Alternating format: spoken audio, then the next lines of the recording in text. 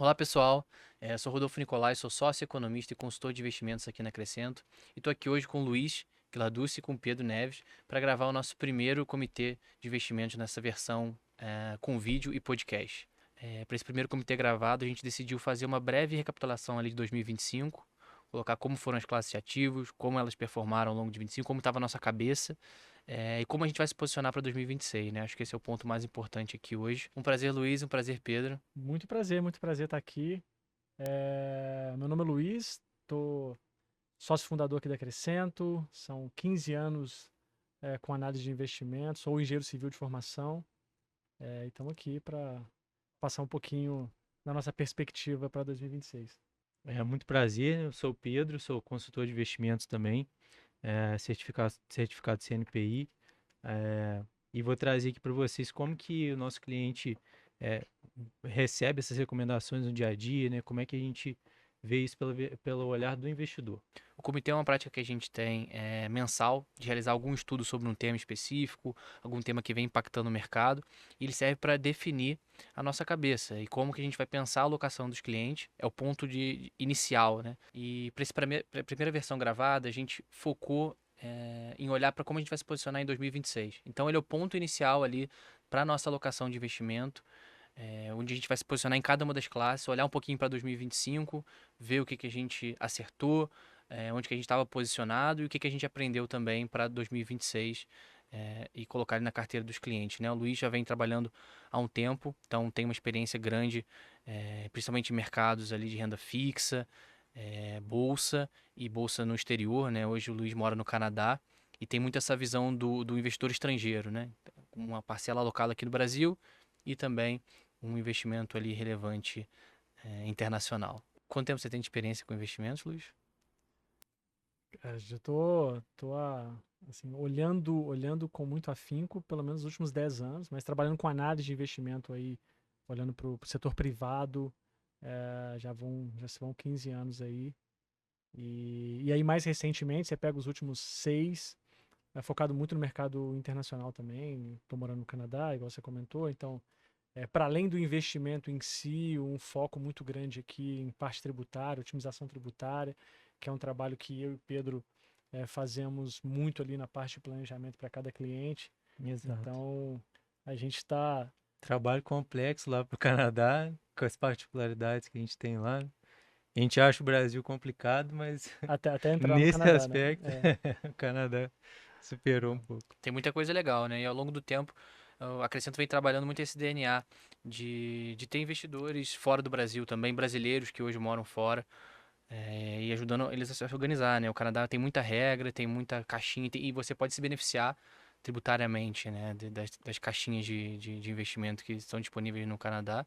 E no Brasil a gente tem algumas estruturas parecidas, né? E muitas vezes os investidores esquecem de utilizar a Uhum. previdência privada como esse instrumento muito importante ali É. de benefício tributário. E a distribuição das classes ali, quando a gente for trazer, é muito que a alocação de patrimônio, né? Você pode ter uma alocação tática de tentar olhar uma oportunidade e alocar todo o seu patrimônio, ou uma alocação estratégica, que é o que a gente tenta fazer aqui, Uhum. mantendo sempre um olhar sobre todas as classes. Eventualmente vai ter uma classe ali que tem uma oportunidade maior e a gente vai tentar explorar, mas acho que ter essa disciplina tática ali, é, disciplina estratégica para alocar o patrimônio, acho que é isso que vai fazer a diferença para todo mundo.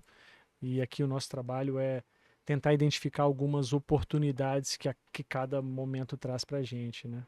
Qual classe vocês estão mais animados aí para a gente começar falando? O que que tem merecido maior nossa atenção aí? Quer falar, Lúcio? Pode falar, pode Acho falar. que renda fixa é sempre legal, acho que a maioria dos nossos clientes tem uma posição relevante ali na parcela de renda fixa, e onde a gente gosta de se posicionar tanto para fazer essa defesa de carteira, como para movimentos táticos e buscar ali uma rentabilidade adicional, né? E o Então, mercado com juros tão elevado, tipo assim, não tem como renda correr. fixa vai sempre ser relevante, sabe? Então, não tem como correr de renda fixa. Acho que o mercado, quando você compara o tamanho de mercado de renda fixa, qualquer outro mercado no Brasil, renda fixa é muito relevante, tem muita oportunidade. É. No último ano a gente viu muita movimentação, né?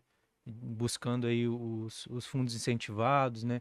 Buscando aí as classes atreladas ao CDI, que o investidor quer sempre ter esse conforto, né? De ter aquela rentabilidade perene, sempre saber o que ele pode esperar, principalmente os clientes que a gente mais trabalha aqui na Crescento, que são clientes ali, eventualmente com viés um pouco mais conservador, né? Então é uma classe que a gente precisa explorar bastante, conseguir olhar bem no detalhe para trazer as melhores estratégias aí. E lembrando sempre, né, a gente tá focado aqui em crescimento patrimonial de longo prazo, né? Então não é nada, a gente não vai ter um viés assim, poxa, quero dar a tacada certeira ali e pronto, né? Não é isso que motiva o nosso trabalho aqui. É muito difícil a gente não falar de renda fixa, então até para carteiras que são mais arrojadas, em 2025 a gente se colocou ali como trazer essa carteira um pouco de estabilidade. Então era muito difícil você ignorar aquele 1% ao mês ali que a renda fixa estava pagando, todo mundo falando sobre isso, e quando a sua carteira está muito volátil, você pode ficar com aquele sentimento, né, de fiquei para trás. Então, um ponto inicial, quando a gente olha para 2025, foi tentar trazer um pouco mais de sustentabilidade para essa carteira do cliente, um pouco mais de consistência com esse CDI muito elevado, né? Então a gente entrou com a cabeça 2025 muito otimista com essa classe de renda fixa. A gente veio machucado ali de 2024 com essa alta de juros que aconteceu.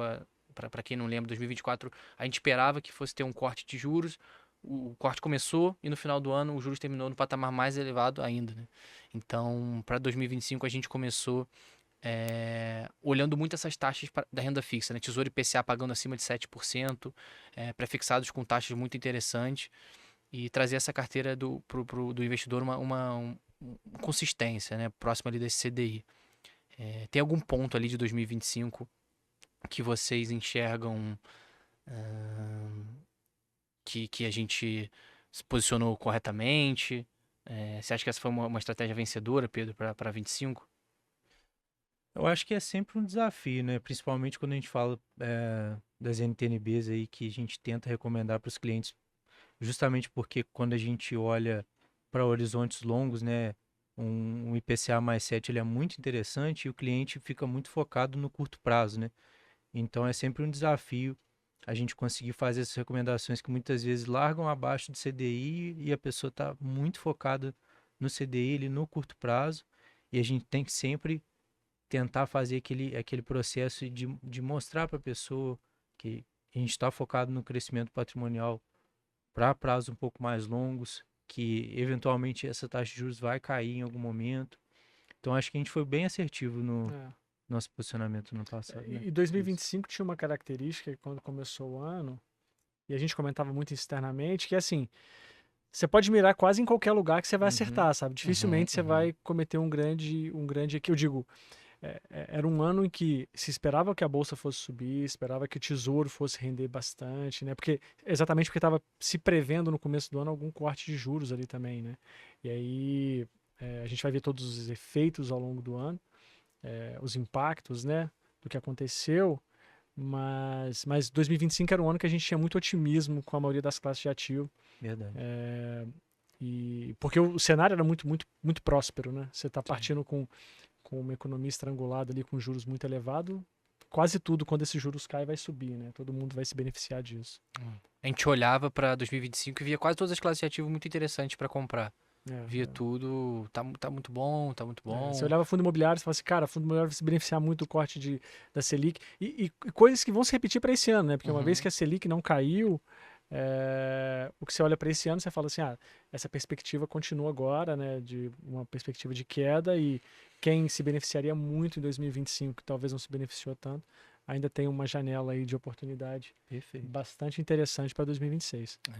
E é isso, trazer também o que o Pedro colocou, né, de educar o cliente muitas vezes, porque se você ficar muito focado em curto prazo, a única forma da sua carteira ter superado o CDI nesses últimos anos, né, não colocando só 25, mas colocar pelo menos 3 anos, era uma carteira com muito foco em pós-fixado, porque a inflação veio muito baixa no ano passado, então veio por volta de 4,3%, né? Então qualquer ali alocação um pouco maior em inflação colocou você abaixo do CDI, mas a gente trabalha muito planejamento financeiro aqui com os clientes. E uma coisa que a gente tem se preocupado em mostrar para ele essa taxa de IPCA mais 7 vai te trazer um retorno muito interessante para frente. É muito comum a gente utilizar como projeção IPCA mais 4,5, IPCA mais 5 para longo prazo, para patrimônio. Então se a gente conseguir travar uma taxa de IPCA mais 7, ser aquela Excelente. curva ali, a gente tem até uma perspectiva melhor, né, pro patrimônio. Então, para 25, a gente começou positivo com praticamente todas as classes. A gente tinha um leve viés negativo para a classe de fundo multimercado, né, principalmente esse de baixa volatilidade. O fundo multimercado é uma classe que acabou sofrendo bastante nos últimos anos. É um produto que muitas vezes acaba sendo um pouco caro, né? Então você tem que ser muito dedicado ali, né, nessa escolha, nessa análise dos fundos. Então a gente Exato. preza cada vez mais por essa consistência do fundo multimercado, né? Conseguir superar esse D em diferentes cenários. Tá, falando um pouquinho só dos indicadores macroeconômicos, né? Em 2025, eu enxergo que o Focus foi um dos poucos anos que o Focus teve até um grande acerto, né? Então você vê, já começou com a cabeça de uma Selic que encerraria o ano ali em 15%, e foi de fato o que aconteceu. Eu acho que a grande surpresa positiva veio pelo IPCA, né, que a gente estava projetado ali no começo de 25 para encerrar em 5%, acima do limite superior do Banco Central, e fechou em 4,3%, né, acima da meta ainda, mas dentro do limite que o Banco Central coloca ali para a inflação percorrer ao longo do ano. Isso acabou fazendo com que as classes de ativos tivessem uma performance muito positiva, principalmente para a renda fixa no geral, né? E o investidor já começa 2026 agora pensando nesse corte de juros e quando que vai acontecer, quando que a Selic vai começar a cair. Para quem tem dinheiro investido é muito interessante o patamar atual de juros, mas para a economia real, a gente ficar muito tempo com essa Selic a 15% tem impactos muito grandes, né, no dia a dia. A gente vê isso pelo nível de endividamento das empresas. Uhum. Então, a gente tá muito atento a essa Selic, né? Deve começar a cair ali a partir de março. Então, uma inflação esperada para esse ano de 4% ali, ainda acima da meta. Um ano eleitoral, né, que tem muita volatilidade ainda para acontecer, principalmente aqui no Brasil. Mas, como essa política monetária estava num campo muito contracionista há muito tempo, começa a ter um efeito nessa inflação, essa inflação mais baixa. A gente vai falar um pouquinho de dólar também. O dólar mais baixo tende a ajudar, né, nessa inflação para 2026. Isso só você comentou, né, desse cenário. É, e aí, eu acho que essa é uma preocupação que eu tenho sempre quando eu pego um investidor que olha a taxa nominal, né? Fala assim, cara, para que eu vou querer correr risco se a Selic está me pagando 15%, né? Para que eu vou querer correr risco? A questão é o risco do reinvestimento, né? Então, Sim. eu tô pagando 15 hoje, você olha para a expectativa para a Selic, né? Que tudo bem que é uma expectativa, né? E expectativas podem se frustrar, mas você está falando de sair de 15 para 10,5 em 2 anos, né? Então, assim, beleza, você fica com a Selic a 15, daqui a pouco, quando ela estiver a 10,5, você não vai ter muita oportunidade para alocar o seu patrimônio e ter um bom rendimento, sabe? Então, o meu ponto é a gente trabalhar muito forte agora em 2026, para tirar um pouco essa percepção do cliente de fico satisfeito com 15, não quero Uhum. correr risco, é, alertar muito ele que, cara, esse 15 é temporário, daqui a pouco você vai ver essa taxa caindo muito forte, daqui a 2 anos, quando você vê, você vai falar, poxa vida, se eu tivesse pego, entrado em outra classe, eu estaria surfando aqui um bom resultado nesse momento, né? O cliente está muito acostumado com esse 15% ao ano. Como que você vê isso no dia a dia, Pedro? Colocar um pouco do pré-fixado agora na conversa também. Então, Uhum. travar essas taxas que a gente tem hoje para frente ou ficar num 15%, porque os próprios CDBs pós-fixados, a gente consegue numa taxa máxima ali de 107%. Não consegue mais aquele 115% que a gente via nos anos anteriores, né? Que te dava um retorno adicional muito grande. Como que você vê essa dicotomia ali de você manter uma consistência no pós ou travar as taxas no pré? Eu acho que a gente sempre tem que olhar para a parte do planejamento da pessoa também, né? Quais são os objetivos de vida daquela pessoa. Então, não adianta nada. E, inclusive, a gente tem enfrentado essas situações, né? Assim, no dia a dia. A pessoa precisa daquele recurso, que aquele recurso tenha um rendimento por longos anos. É um recurso que ela conseguiu ali juntar para a aposentadoria, então ela precisa que o rendimento seja perene por muito tempo, e aí a gente potencializar esse retorno no curto prazo. E realmente, igual o Luiz falou, como o Luiz falou, a gente perder a oportunidade de conseguir esses retornos por mais tempo é muito prejudicial, sabe? Então, no fim, a pessoa vai ver que não atendeu tanto quanto ela gostaria. Eu já vivi outros ciclos desses, né? Assim, não sou tão velho assim, mas eu vivi um outro ciclo de queda de juros e assim, no momento ali que você está assumindo um compromisso de um pré-fixado, por exemplo, que hoje nominalmente ele está abaixo da Selic, né, do CDI, gera algum desconforto, mas daqui a um ano, assim, esse cliente começa a te agradecer, sabe? Daqui a 2 anos ele Perfeito. está muito feliz com isso. Ele fala, nossa, que bom. Então, eu me lembro muito isso em 2016, 17, assim. Tinha vários vídeos no YouTube de influencers que era falando assim, eu comprei o CDB a 20%, achando que era um gênio, né? Como se fosse uma pessoa genial que conseguia investir naquele CDB a 20%. E naquele momento, quando ela estava gravando o vídeo, o CDI já estava muito mais baixo do que isso. Então ela querendo mostrar como que ela foi sagaz ali nessa escolha, né? Então, assim, de fato ela estava correndo um risco, né? Porque não tem nada de graça, né? Então, mas, assim, esse benefício futuro, né? Ele vem, sabe? Então, a gente olha para o Brasil aqui, para a taxa de juros com essa perspectiva muito clara de queda. Então, acho que vale a gente. Claro que tem que balancear esse risco, né? Não dá para a gente correr muito risco, a depender do cliente, principalmente. Mas acho que vale correr algum risco aqui e explorar um prazo médio aqui com um pré-fixado e garantir isso, né, Pedrão? Perfeito, perfeito. Que até trazendo um pouquinho de contexto, né, para o que o Luiz está falando, hoje a gente consegue CDBs pré-fixados por volta de 14,3%, por exemplo. Então, o cliente que só olha a taxa Selic hoje, quanto está pelo Banco Central, e olha 15%, fala, não quero travar meu dinheiro a 14,3%, se eu deixar no Tesouro Selic, né, um retorno mensal ali vai dar o 15%. Mensalizado. Mas quando a gente olha para o CDI médio projetado de 2026, ele está em 13,43. Então, mesmo você saindo na largada um pouquinho abaixo desse CDI, você já tem para 2026 uma perspectiva de bater, de superar no curto prazo. Então, quando a gente bota o horizonte para 2027, mais ainda, né? Expectativa ali de 10,5. Então, você conseguir calibrar essas taxas de renda fixa e as diferentes classes. Porque você vê algum risco adicional para o pré-fixado? A gente sempre gosta de colocar que o pré-fixado é a classe de renda fixa mais arriscada, apesar de não parecer. A gente tem. O investidor costuma gostar muito do pré-fixado porque ele sabe exatamente quanto ele vai ganhar. Ele vai, vou botar R$ 1.000, vai render 10%, 15% que seja em um ano, vou ter aquele valor no final do ano seguinte.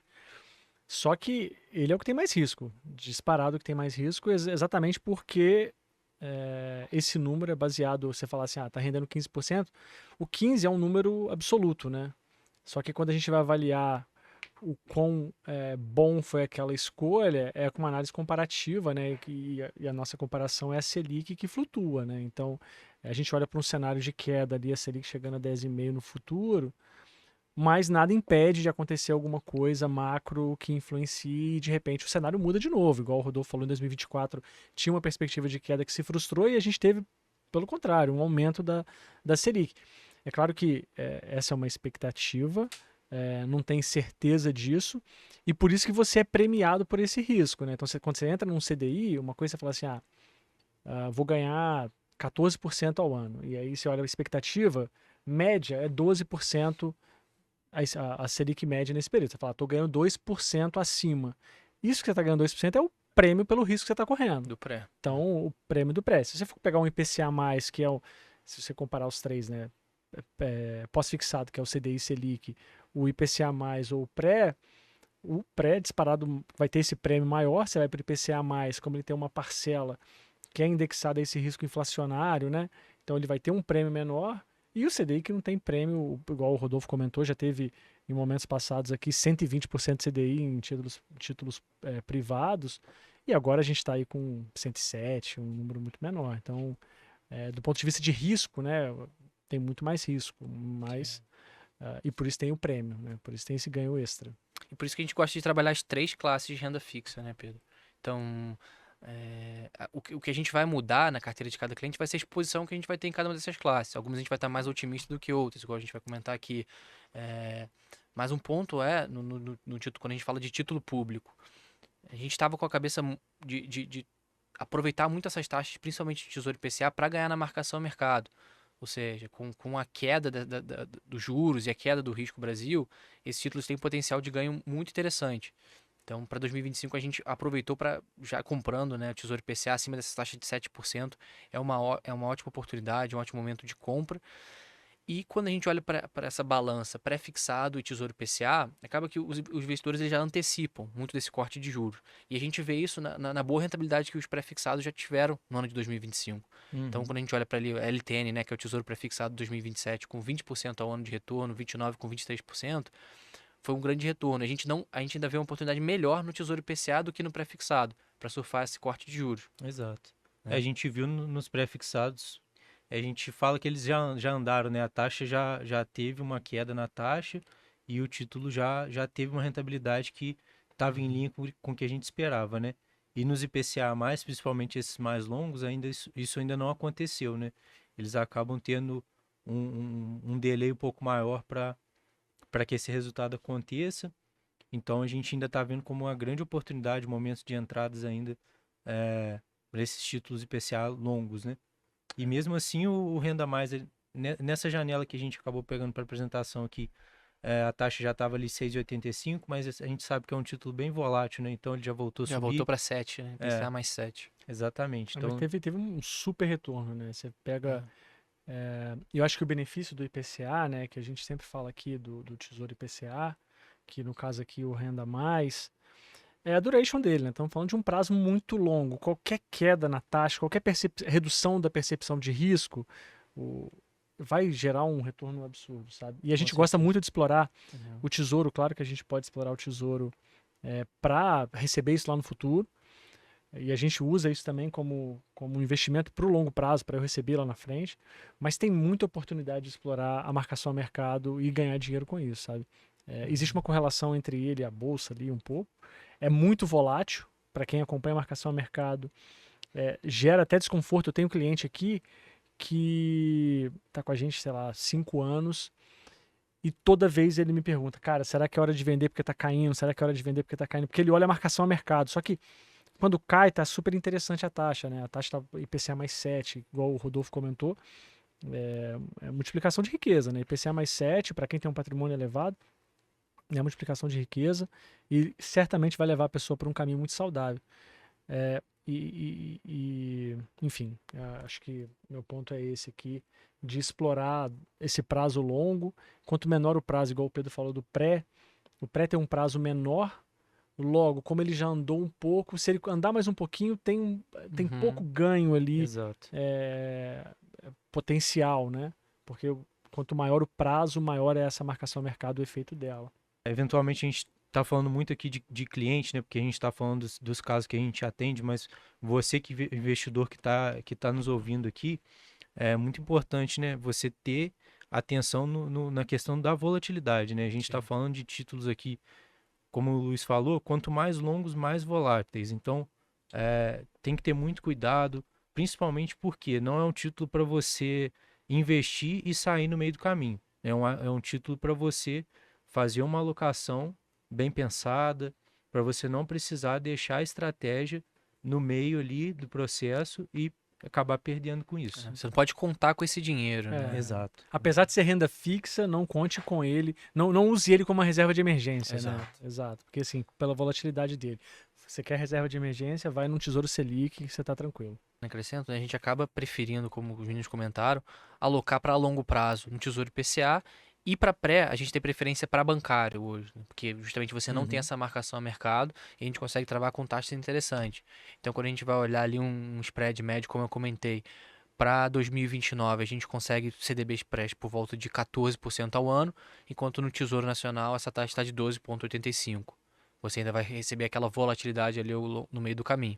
É claro que no bancário, se você for vender antes do prazo, você também está sujeito a essa volatilidade que o Tesouro vai marcando todo dia. Mas você não vê isso. Né? Então, a nossa cabeça... E essa diferença é pelo risco, né? No final você está falando assim, enquanto eu empresto para o Tesouro, tem um risco soberano e de repente eu empresto para um banco qualquer que pode quebrar e pode acontecer alguma coisa e eu vou ter que recorrer ao FGC para me proteger, né? Então, assim, como tem um risco adicional, logo você tem que... É uma coisa que a gente sempre fala aqui. Se tem mais risco, você tem que ser premiado pelo risco. Então, sempre quando for comparar dois investimentos, fala, esse investimento A tem mais risco que o investimento B, tem que te pagar mais retorno, sabe? Assim, se não tá, você vai pro B, claro, né?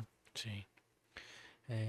Aqui só ilustrando um ponto, né, que eu tinha comentado, a queda, né, dos títulos públicos aqui em 2024. O IMAB seria o índice de Tesouro IPCA, né, de títulos públicos indexados ao IPCA, e o RFM é o índice de títulos públicos pré-fixados. Em 2025, você vê essa performance do IRFM, né, superando ali o IMAB e o CDI, muito vem dessa antecipação do corte de juros que os investidores já estão colocando para 2026. Então, você quer se posicionar em um longo prazo? Vamos de IPCA. A gente tem preferência em relação ao pré-fixado. Sempre quando a gente olha para renda fixa, a gente comentou muito aqui de ter as classes, né? Tipo assim, você tem que ter você tem que ter pré, tem que ter pós, tem que ter IPCA+, né? E eu falei que a gente sempre faz uma alocação estratégica. Então, assim, a carteira do nosso cliente sempre vai ter as 3 classes. Sempre vai ter as 3. O que vai variar é a distribuição. Eventualmente a gente está mais otimista nesse momento. Vamos carregar um pouquinho mais no pré, porque tem uma oportunidade aqui no pré. Mas assim, a gente sempre vai ter as 3. E muito com esse pensamento de eu não tenho a pretensão aqui de acertar sempre, sabe? Eu não tenho a pretensão de acertar sempre. E essa disciplina de eu acho que o momento é mais oportuno aqui, eu vou alocar, mas ainda assim eu vou ter um pé aqui, um pé ali. Ela faz a gente ter uma carteira mais sólida, mais consistente, né? E menos volátil olhando para o todo, né? A gente falou de volatilidade aqui, de risco. Quando você olha para o balanço do todo, eventualmente se a Selic subir muito, o pré você vai estar perdendo. Mas você tem uma alocação também em CDI que vai te proteger um pouco. Se a inflação dispara, no pré você vai estar ali falando, meu Deus, o que aconteceu? Mas você vai ter uma proteção ali no IPCA+. Então, assim, eu acho que ter essa disciplina de não ler uma notícia e o momento é o momento do IPCA+, e igual a gente está falando que a gente tem preferência por ele, quando a gente olha para o Tesouro, mas entender que, cara, tem que ter os 3, sabe? A distribuição que vai variar um pouco de momento a momento, a gente tenta ser um pouco mais oportunístico aqui. Eu consigo imaginar um cenário de a gente tendo muito pouco pré. É a única classe que eu acho que pode ser que perca um pouco. A gente tem um perfil de cliente, representatividade, né? olhando especificamente para o nosso caso, né? A gente tem um perfil de cliente mais conservador, né? Estamos falando aqui 50 mais ali, de um modo geral, que está ali numa etapa da vida que quer preservar patrimônio. Então, eu quero preservar patrimônio, estou aqui muito preocupado com pós-carreira, né? Então, não faz sentido, muitas vezes, você querer correr muito risco com o pré, porque, igual eu falei, o pré tem mais risco. Então, essa alocação acaba refletindo um pouco o momento de vida do cliente que a gente tem, né? Então, não faz sentido eu pegar um cliente que está ali, cara, eu estou muito perto de me aposentar, tem um patrimônio relevante que já é suficiente para a aposentadoria, eu vou querer levar ele para correr um risco adicional que não faz sentido para ele. Então, assim, DI, pré, a gente continua gostando aqui, falando especificamente de título público, né? A gente continua gostando, mas hoje a nossa preferência é a inflação. Então, quando a gente olha para a carteira do cliente, sempre vai ter a carteira recomendada por classe. E o que a gente quer fazer ali? Não quer dizer que eu vou comprar 50% de inflação para a carteira dele. É respeitar a classe, mas hoje, quando a gente olha para as 3, a gente acaba aceitando uma alocação um pouco maior na inflação, a depender, né, dos objetivos desse cliente. Então, quando a gente olha para as 3 posições, o Tesouro Selic vai continuar tendo um grande retorno, 100% num nível muito alto de taxa de juros. Mas para quem quer ganhar ali nesse adicional, a gente vê uma oportunidade melhor para a inflação. E até falando aqui da inflação, tem um fato, a gente mostrou ali o IPCA 2065, que tem um prazo mais longo e está mais sujeito à marcação ao mercado, um retorno positivo. Mas também a gente não pega e coloca IPCA mais para todo o cliente. Vai ter um cliente ali que fala, cara, porque como quanto maior for o prazo, maior a volatilidade. Então, não necessariamente eu vou querer que esse cara fique no 2065. Talvez eu vou falar para esse cara que eu vou botar um 2035, vou tentar calibrar esse risco também. Então, a depender do cliente, a gente vai ajustar essa duration também para reduzir a volta da carteira do cliente como um todo. E outra coisa, aqui a gente falando basicamente de inflação longa, né? Quando a gente olha para Tesouro IPCA 2029, por exemplo, que seria um prazo muito curto, eu tenho preferência pelo pré do mesmo vértice, né? Você concorda? Aí nesse caso a gente acaba indo muito para títulos bancários, né? Que a gente, por ser um horizonte um pouco mais curto, a gente consegue lidar com um risco um pouco maior ali que acaba que as instituições bancárias têm, né? Mesmo com a proteção do FGC. E eu acho que só fazendo um adicional aí ao ponto do Luiz da disciplina de alocação, é justamente isso, né? Muitas vezes quando um título está se desvalorizando, momentos que ele não está ali, não está na mídia, né? Eventualmente é um momento de a gente fazer uma alocação considerável ou, fazer, ou ultrapassar um pouquinho ali o recomendado que a gente pensou inicialmente, desde que respeitando o perfil da pessoa, né? Justamente porque ali vai surgir uma oportunidade. Boa. Vamos falar aqui um pouquinho de crédito privado agora, né? A gente focou antes ali, falou muito de bancário versus tesouro, né? Versus público. E o crédito privado, ele acabou sendo um queridinho do investidor no ano passado. Tem um ponto que foi muito relevante ali no final do ano, que seria a tributação, essa tentativa de tributação de LCIs, LCAs e debêntures incentivadas.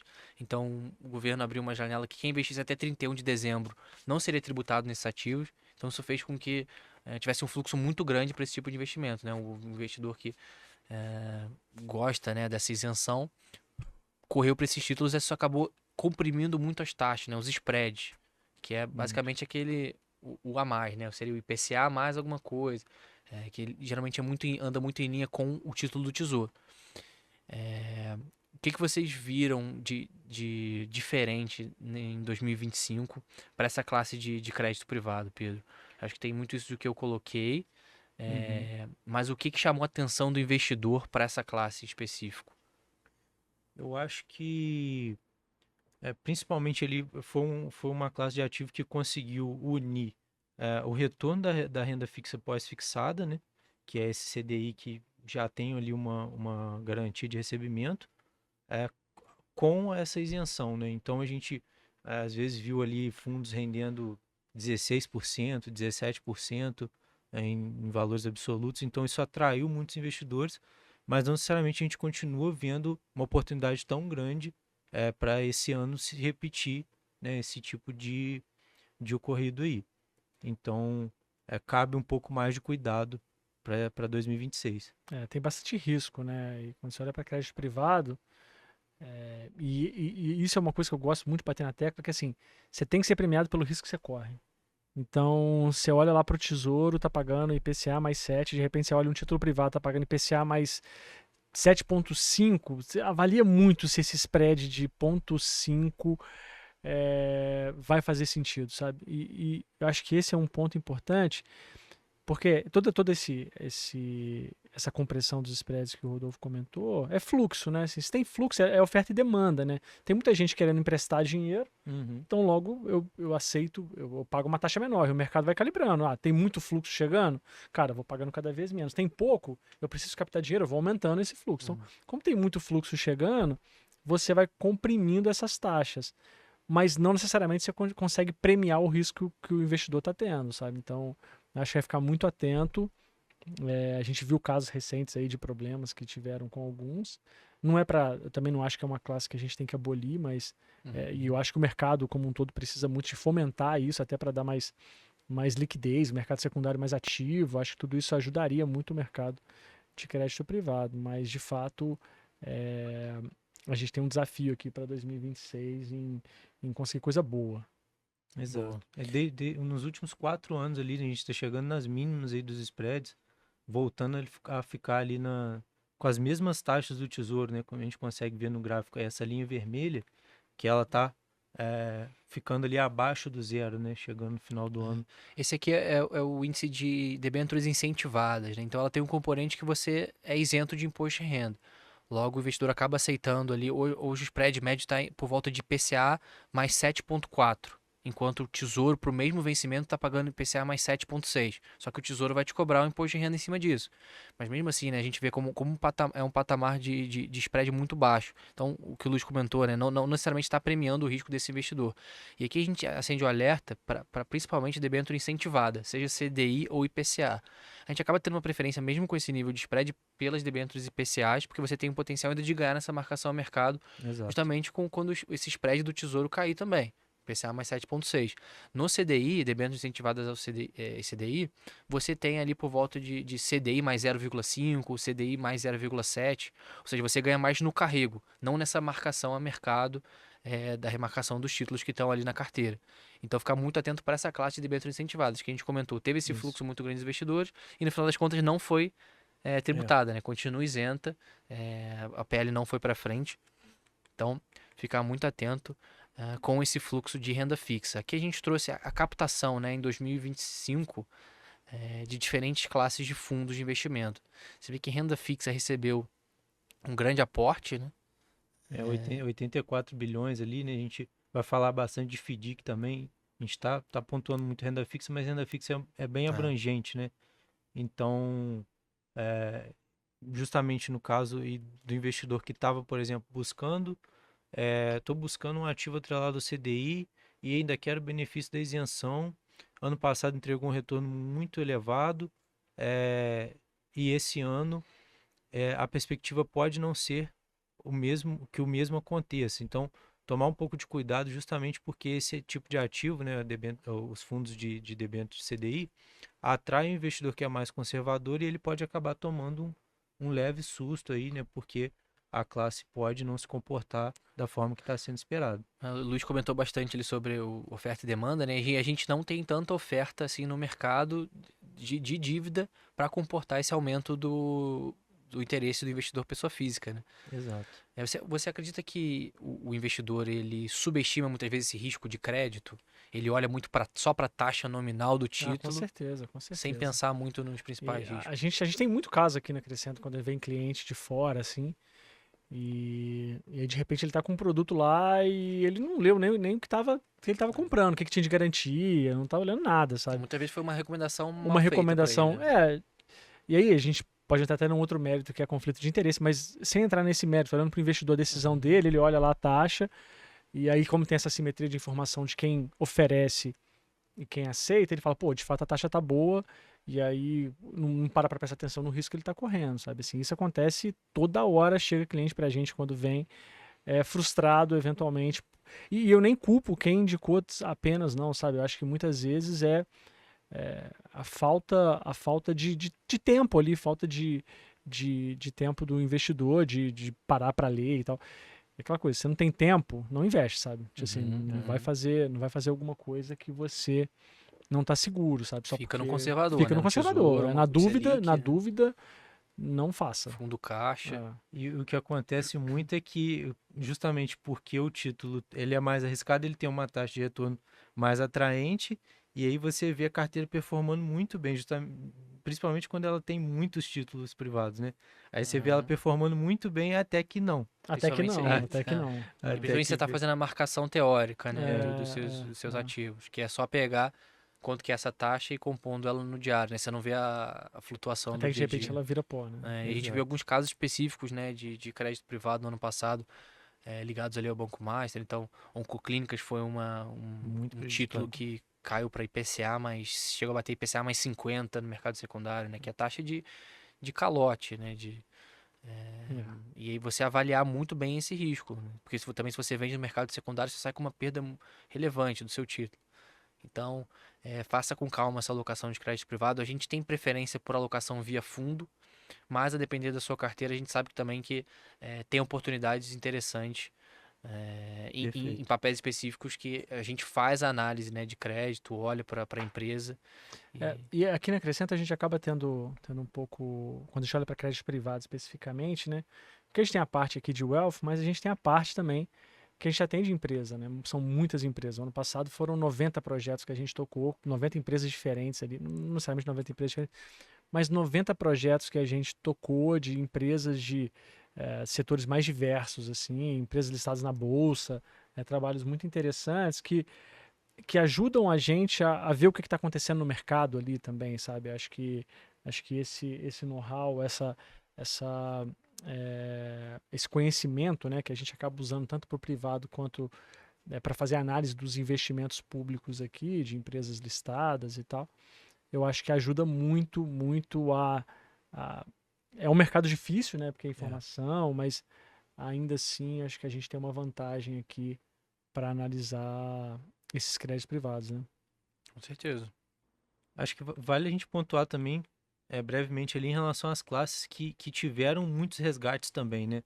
Multimercados, fundos de ações, até fundos de previdência, que existe até um preconceito por parte, até às vezes, do próprio mercado financeiro, porque já foi um produto muito ruim, muito distribuído por banco Caro, com né? taxas altíssimas, mas a gente tem visto essa classe como uma boa oportunidade também.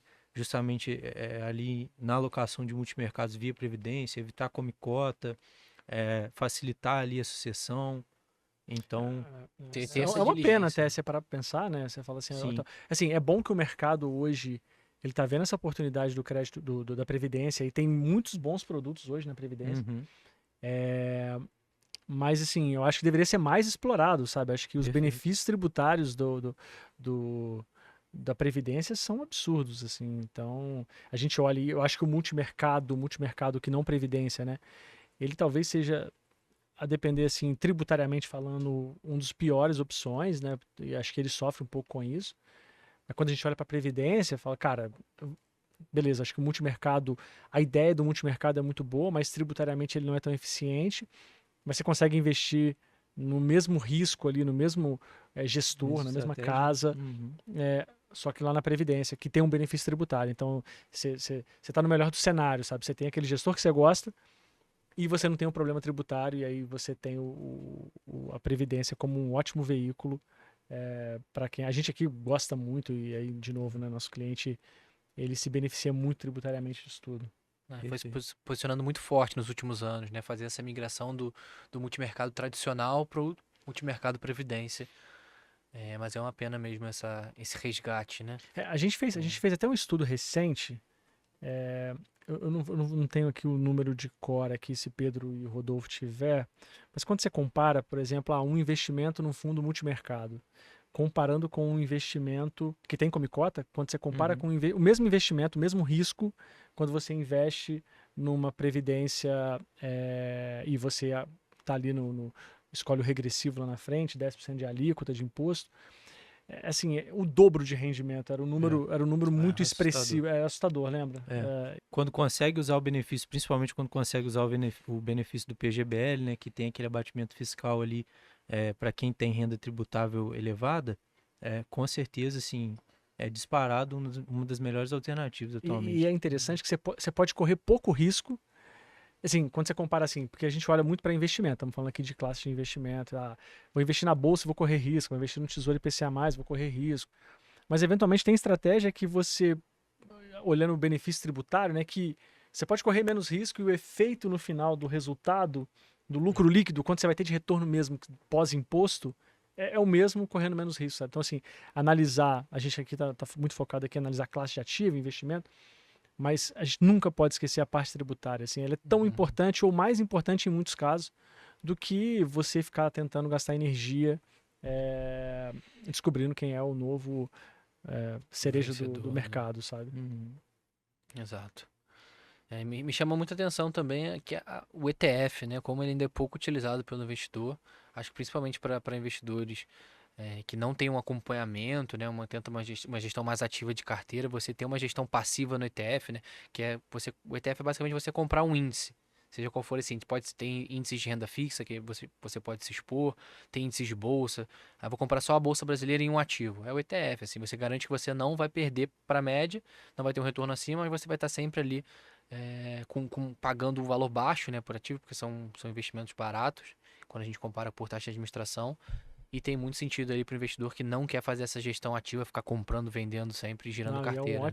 um ótimo ativo. É. Você olha para o mercado internacional, assim, ETF cresceu muito nos últimos 10 anos, assim, Uhum. e eu acho que o Brasil começa, assim, acho que é um mercado muito menor também, né, e aí quando você tem um mercado muito menor, eventualmente tem mais oportunidades, né, acho que isso é um fato. Então é um mercado menos eficiente que a gente fala, né, e quando o mercado é menos eficiente, o gestor ativo ele consegue encontrar bons resultados ali com as análises, consegue ter bons resultados. Mas quando você vai para o mercado mais eficiente igual o americano, você vai para o ETF, faz muito mais sentido, sabe? Apesar de ter muito mais produto. Então, assim, a gente gosta muito aqui de ETF, eu particularmente adoro. É, acho que é um bom produto, e no Brasil acho que daqui a pouco ele vai voltar, Sim.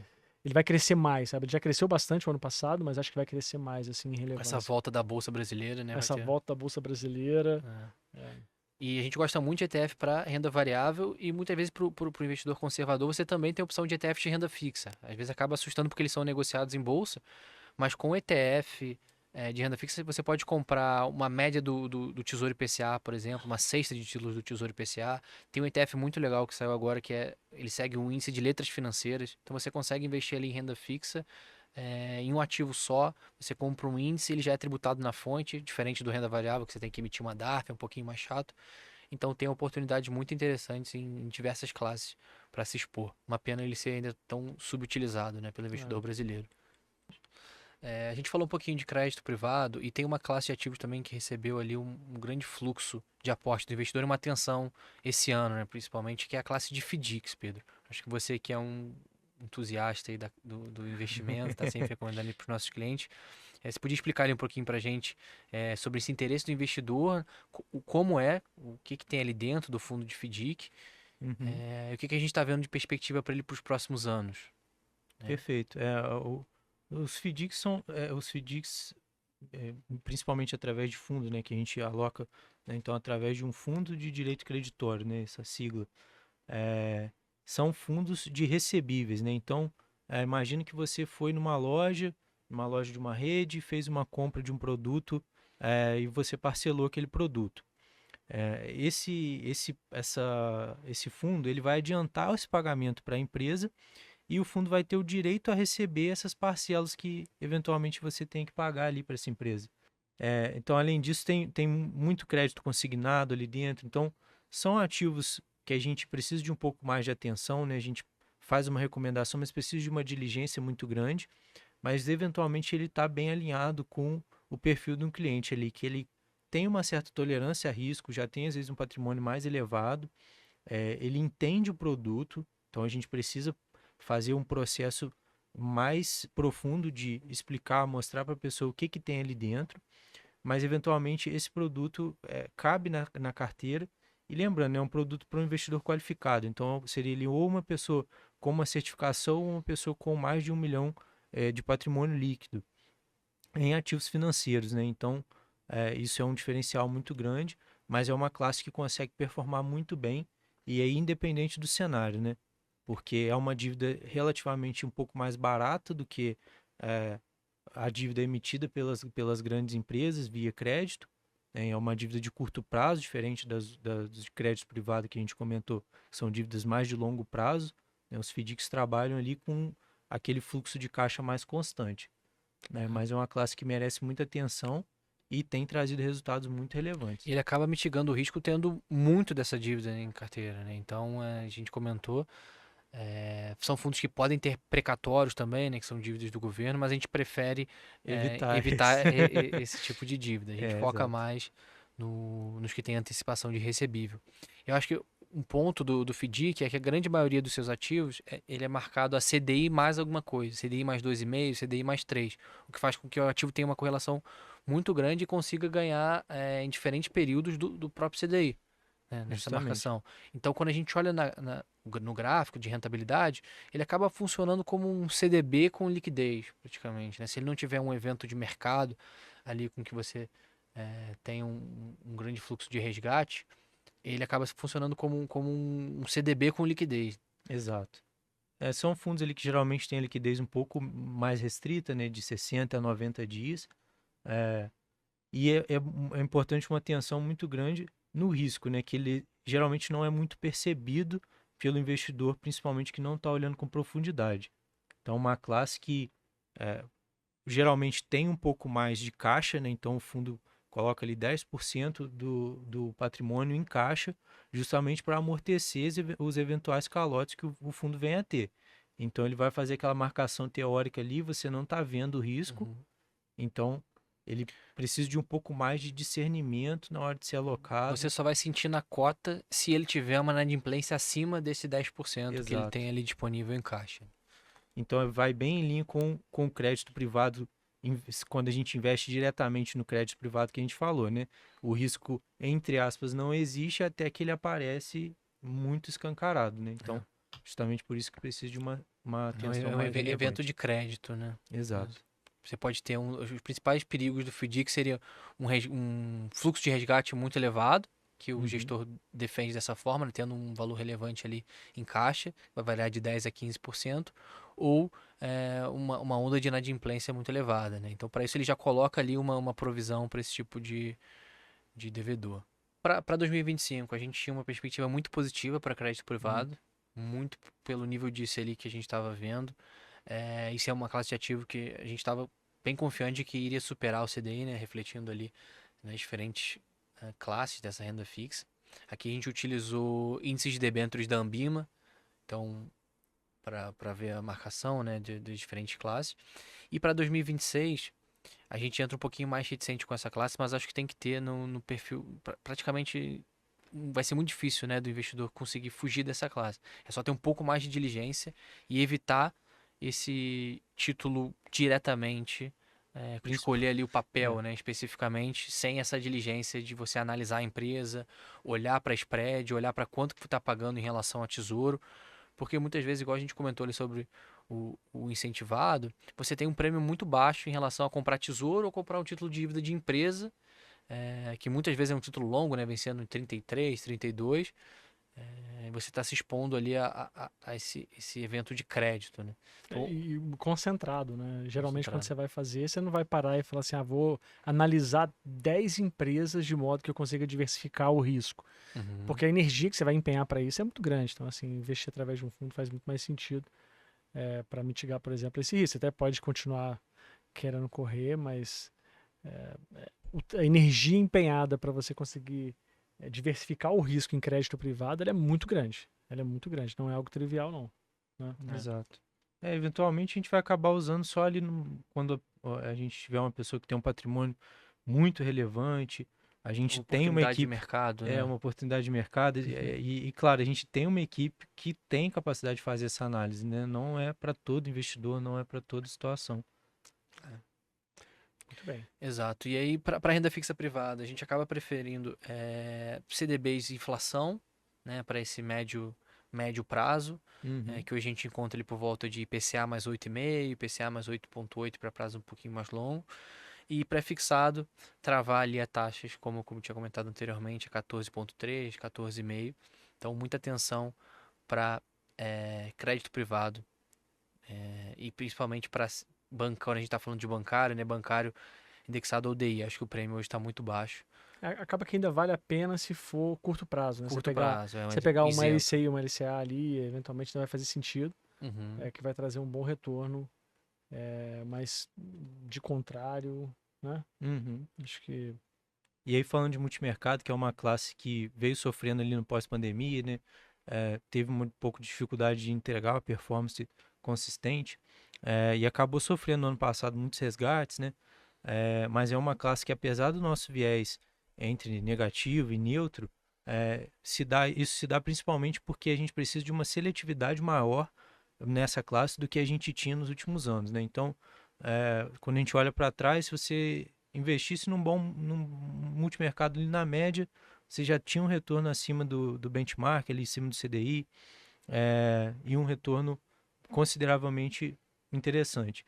E hoje em dia isso está um pouco mais restrito, está um pouco mais difícil de você ver os fundos entregando, justamente porque nos de baixa volatilidade, a gente tem, por exemplo, dois fundos da Kinea, né? O Kinea Cronos e o Kinea Atlas.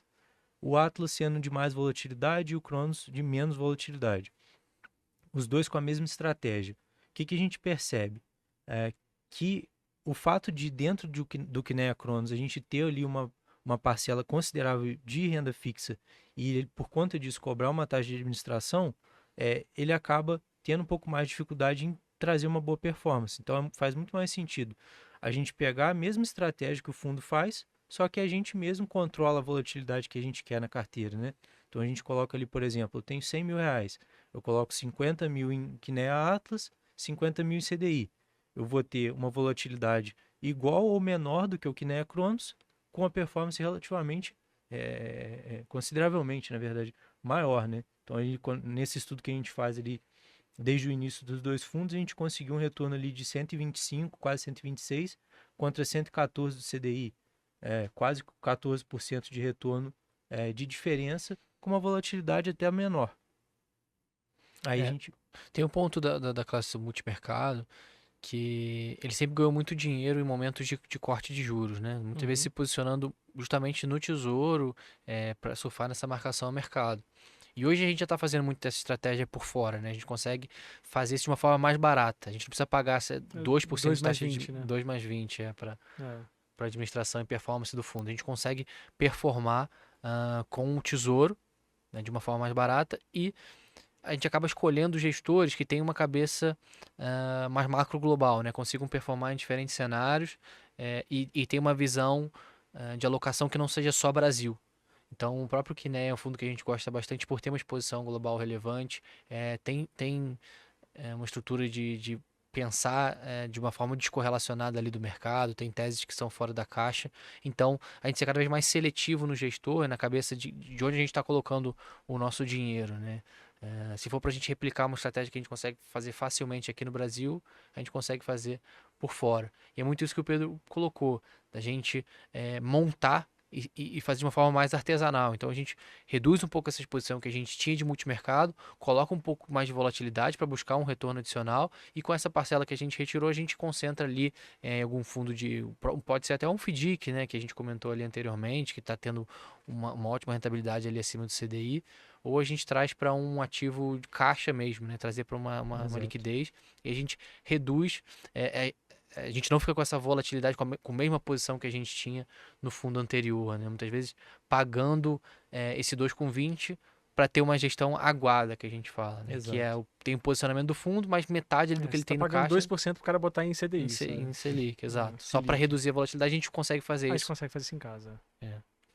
E isso não é um caso único, exclusivo, Isolado, né? né? A gente vê aí no comparativo Absolute Hedge e Vertex também, são ativos com a mesma estratégia, e a gente fazendo um estudo comparativo aí dessa mesma composição de fazer a alocação em CDI por fora do fundo, o resultado é muito semelhante, né? 132 de CDI contra 113, com a volatilidade muito, muito semelhante. Aqui eu acho que ilustra bastante isso que a gente veio fazendo, né, e se posicionando nos últimos anos, que os fundos multimercado de baixa volatilidade foram os que tiveram a pior performance, né? A gente dividiu aqui entre multimercado baixa vol, multimercado alta vol, o long and short acaba que a gente não colocou aqui nessa análise.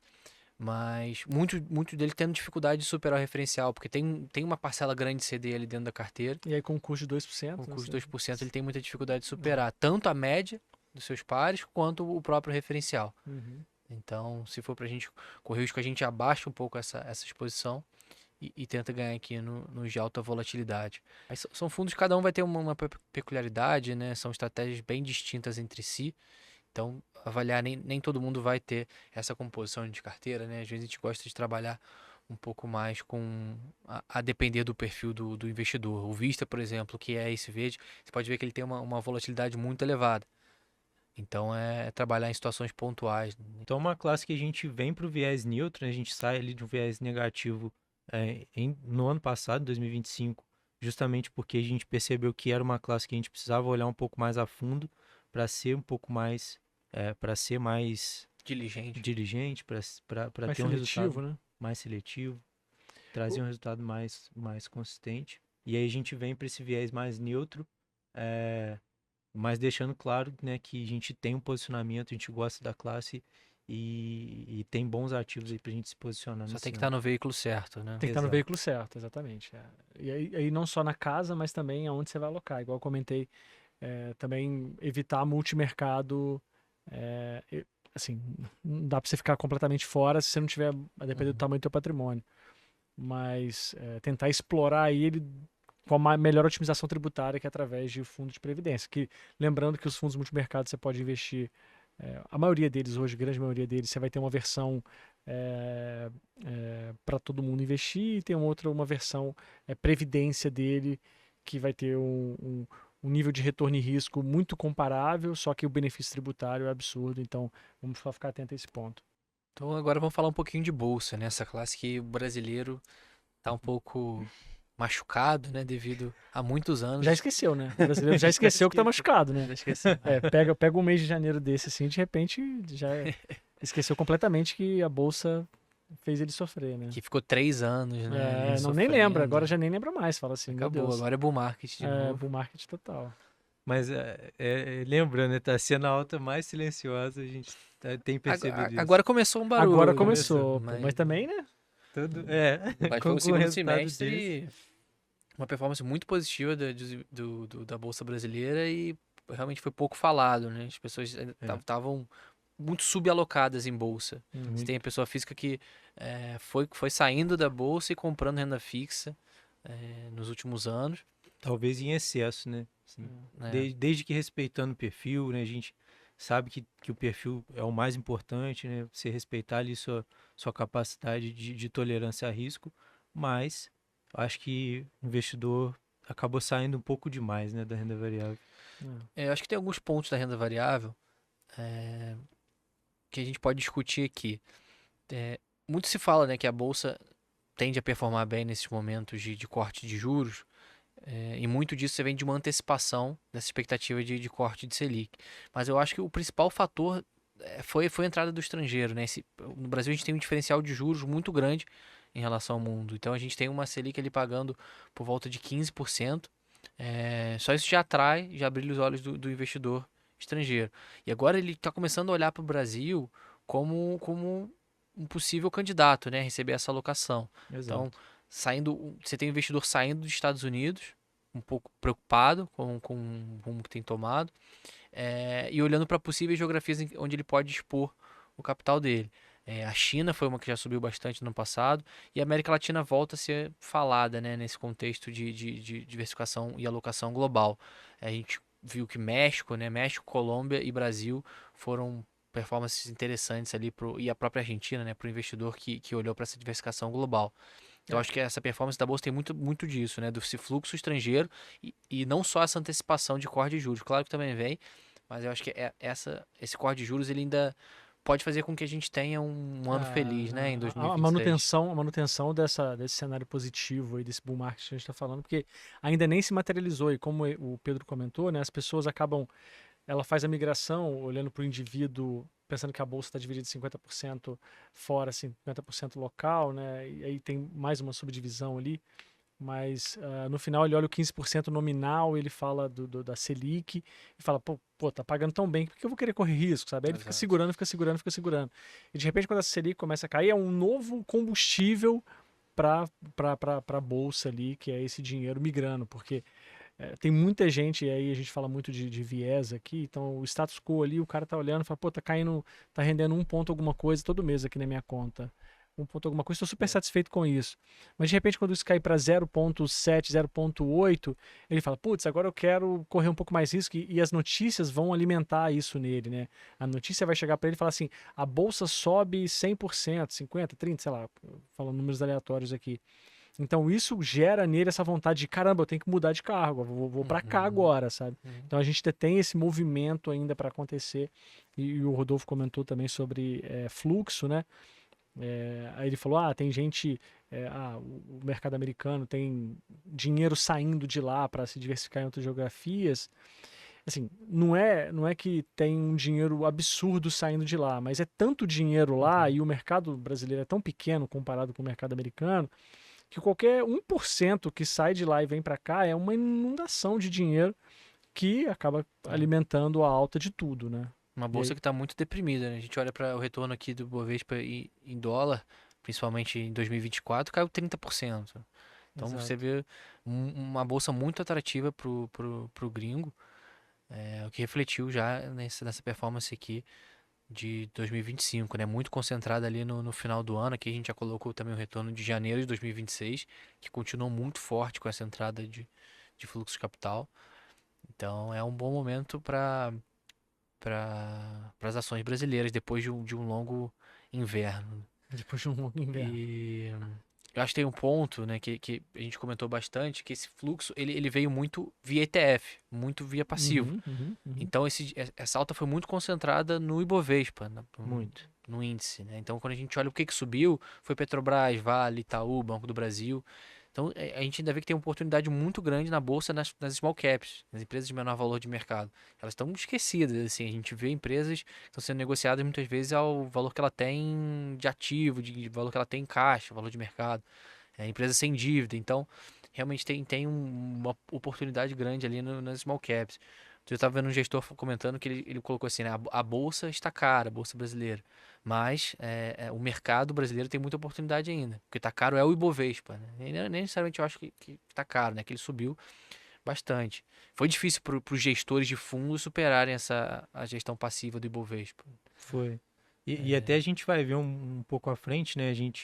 Acho que a gente foi muito feliz no nosso posicionamento em renda variável no ano passado, que a gente já tinha um viés positivo. Sim.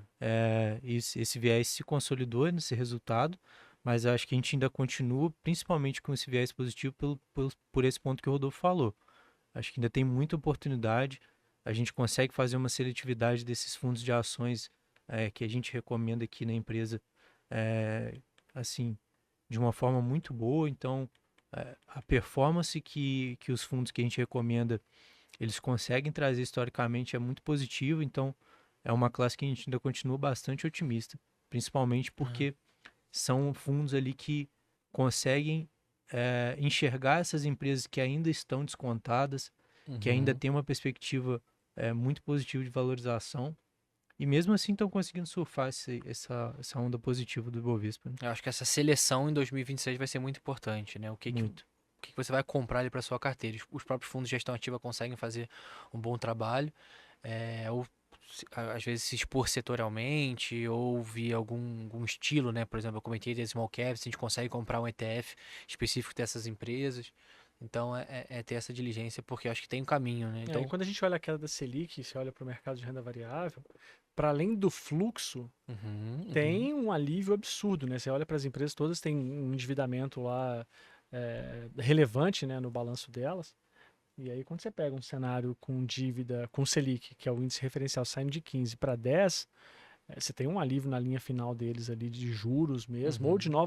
novas dívidas que eles podem tomar um custo mais barato, que tem uma perspectiva muito positiva, né? Para além do fluxo do dinheiro em si, tem um resultado projetado só pelo corte da Selic, tá? Nem estou falando por outra coisa, não. É, que é interessante, que é bastante interessante.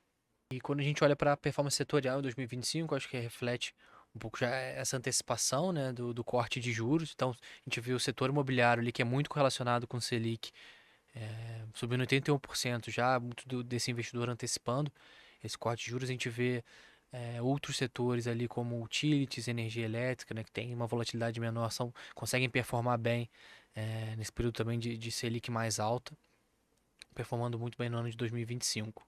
Justamente nesse início do ano aí, né, no mês de janeiro, a gente viu o institucional saindo muito, né, e o estrangeiro entrando com muito fluxo aí, né? A gente sabe que é uma soma zero, né? Então, para o estrangeiro entrar, alguém tem que, de certa forma, vender os ativos para eles, né? Então, a gente viu uma saída um pouco de pessoa física, uma saída relevante de institucional, entrada forte do fluxo estrangeiro aí. Você já tinha visto algum princípio de bull market tão silencioso como esse, assim, as pessoas comentando pouco? Acha que tem a ver com isso do investidor tá subalocado na bolsa, assim, se tem pouca pessoa física comprada, muita gente foi para renda fixa, não tem muita gente com bolsa, então você não vê aquela comemoração, né, as pessoas sentindo esse impacto no próprio patrimônio? Eu acho que tem isso, a questão. Acho que tem uma questão também de. é, Porque o investidor de fora, acho que ele fica menos preocupado com essa polarização, bolsonarismo e Sim. Lula, e muito mais falando assim, o que que tem de ativo naquele lugar e eu vou Uhum, comprar o uhum. ativo que tem ali, sabe? E a gente que está aqui acaba muito enviesado por isso, sabe? Você olha e fala assim, caramba, tem um ano eleitoral aqui, tem risco pra caramba, pra onde que o Brasil vai caminhar, independente de que lado você tá. Então acho que tem um pouco de viés ali, tanto do ponto de vista de eu tô sendo bem remunerado, e tem também uma descrença com esse otimismo todo ainda, sabe? Da olha e fala assim, Sim. olhando, acho que dando uma relevância pro político ali, para a eleição que a gente está à frente, muito maior do que fatores macro globais que estão acontecendo, sabe? Eu acho que quando a gente olha para o que está acontecendo, assim, o Brasil talvez está numa posição favorável, porque é um mercado que não é tão pequeno também, consegue receber algum fluxo. Mas, assim, tem muito mais a ver com esse fluxo chegando nesse momento do que qualquer outra coisa, sabe? E aí eu acho que o investidor brasileiro, ele acaba ficando um pouco cético com isso, sabe? Ele olha e fala assim, quem que tá achando que o mercado vai continuar valorizando dessa forma, sabe? Então ele começa a realizar, né? Ele começa a realizar ali.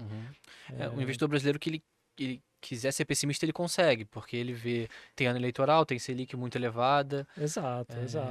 tem um fiscal brasileiro que Um preocupa. fiscal complexo. Então você tem todos os motivos nessa análise para ficar Exato. fora da bolsa e permanecer na renda fixa. Permanecer na E eu renda acho que, fixa. igual o Pedro comentou, a gente foi muito feliz nesse posicionamento de 2025, né, de permanecer comprado e permanecer otimista com bolsa, até porque a perspectiva para 2025 era os juros continuar em 15%, né? Você não tinha uma expectativa de corte, né?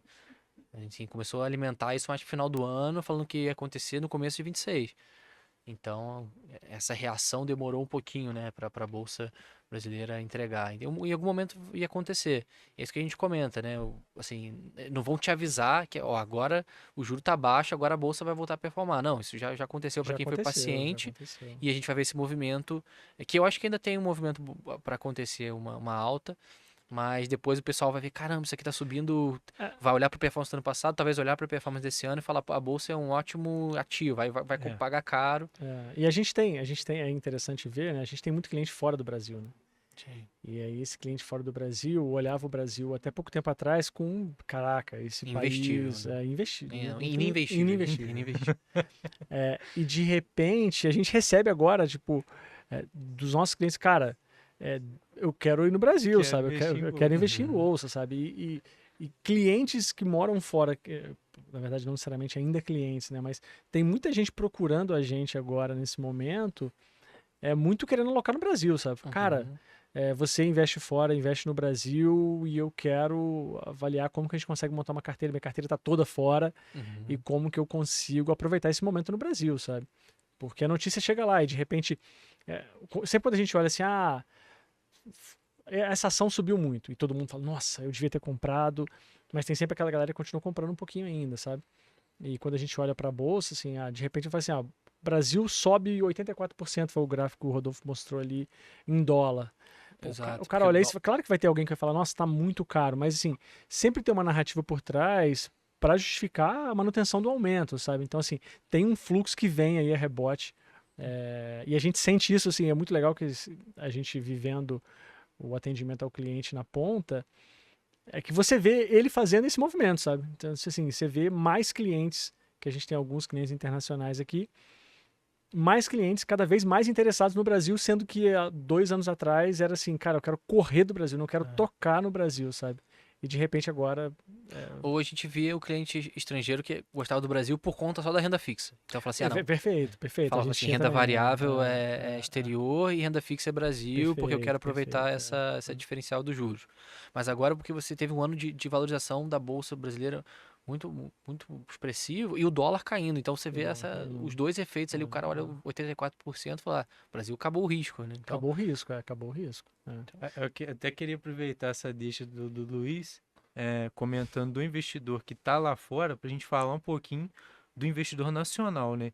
Então, a gente está vendo que o dólar está caindo, a gente está vendo que o dólar está começando a ficar cada vez com cotações mais interessantes, e eventualmente a gente tem um investidor também com viés de, poxa, agora os Estados Unidos que está acabando, exato. Então eu não quero mais investir em dólar. Então acaba indo sempre ali contra a maré, né? A maré. Na verdade, ele vai com a maré, né? Ele vai com a maré. A maré o Brasil tá bem e os Estados Unidos tá mal, então assim, eu vou pro Brasil. E a gente comentou de disciplina anteriormente, e eu acho que tá aí a disciplina também, sabe? Acho que a disciplina tá... E quando eu falei que a gente tem uma carteira estratégica, quando a gente monta a carteira, é exatamente para tentar combater esses vieses, sabe? Então, assim, a gente vira e fala para o cliente, você tem que ter 30% em bolsa americana, 30% em renda fixa Brasil, e aí estou falando números aleatórios, e 40% em bolsa Brasil. Vamos supor que é esse o número, tá? E de repente a bolsa brasileira sobe muito, o que eu falo para esse cara é para vender a bolsa brasileira, eventualmente, porque ele tem que voltar para aquela posição de equilíbrio que a gente identificou. o Pedro comentou como que a gente monta a carteira, né? A gente avalia tanto os objetivos, né, de retorno, de risco que o cliente tem e as restrições que ele tem quando a gente vai montar a carteira do cliente.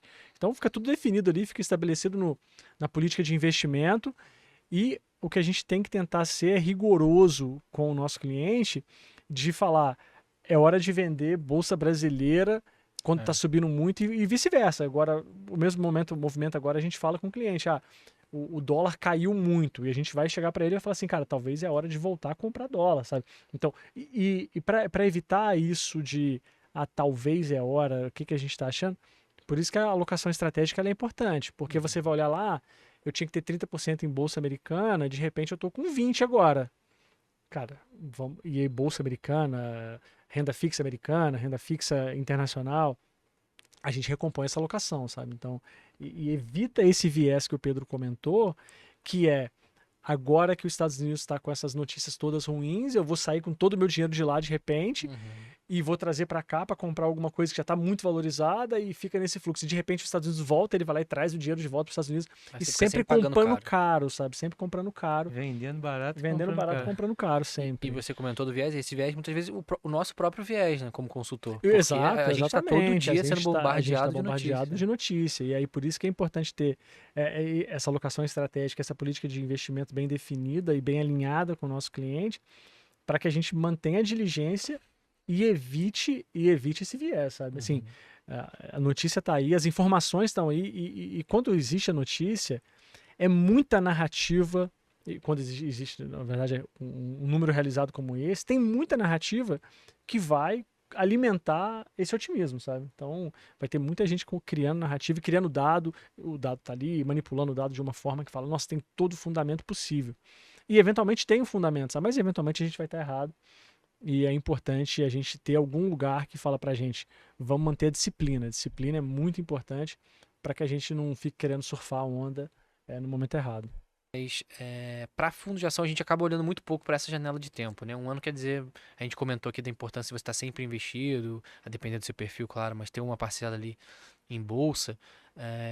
O que a gente olha muito é para longo prazo, né? Então, olhando só para um ano, beleza, a performance foi ótima, mas quando a gente traz para 2024, não necessariamente a gente sempre vai ter um ano tão brilhante. Para fundos de ações, a gente gosta de olhar pelo menos para 5 anos, né? É um longo prazo mesmo que o investidor coloca essa parcela da sua carteira. Então aqui a gente trouxe um horizonte de tempo maior, né, para explicitar essa grande performance aqui dos nossos fundos que a gente recomenda. A linha amarela ali é o CDI, a linha cinza ali que ficou abaixo é o Ibovespa. Então, assim, tenha paciência, porque esses fluxos eles realmente acontecem. Aqui, claro, a gente pegou ali de 18 para 2020 uma performance muito positiva ali para a Bolsa. Depois disso, um período de lado e de queda, né? Então você vê alguns fundos performando de lado esse tempo. É normal, é uma classe que a gente aloca uma parcela menor mesmo da allocation ali do cliente, mas que para longo prazo faz muito sentido. E nem todo mundo vai ter esse apetite, né? Então, hoje a gente acaba trabalhando com uma outra classe de ativos de renda variável, que são os fundos long and short.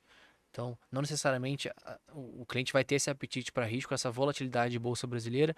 Então, a gente trouxe essa classe também para conseguir esse retorno, se expor a ações de uma forma um pouco mais controlada e com uma volatilidade mais baixa. Você quer comentar um pouquinho das estratégias dos fundos long and short, como que funciona, o que ele tem ali dentro da carteira, como que ele faz para fazer essa gestão de risco dos investimentos, Pedro?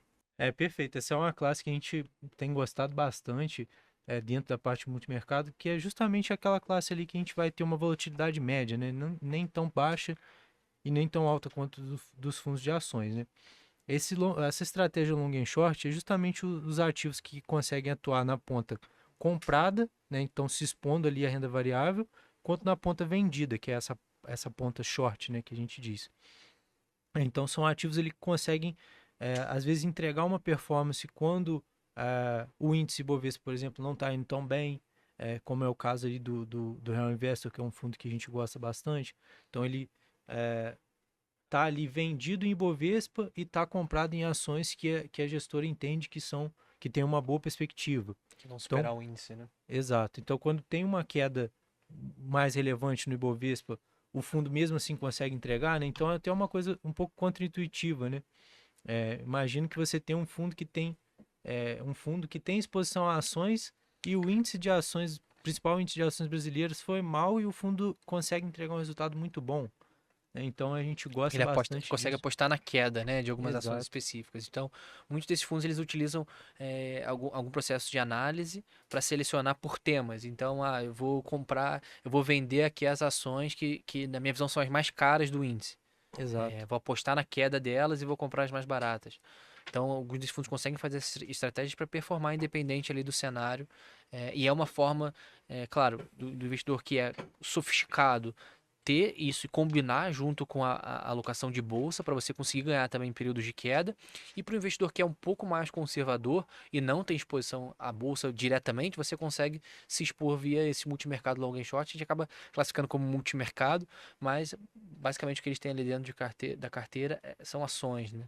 E a depender do fundo, a depender desse posicionamento que ele tem em ações, ele também não tem a cobrança de come-cotas, que é um imposto ali que acaba reduzindo a rentabilidade do investidor no longo prazo, né? Então, uma classe bem interessante ali para a gente se expor, que consegue performar independente do cenário, né? Claro, a depender da cabeça do gestor e o que ele está fazendo ali de alocação de compra e venda dentro da sua carteira.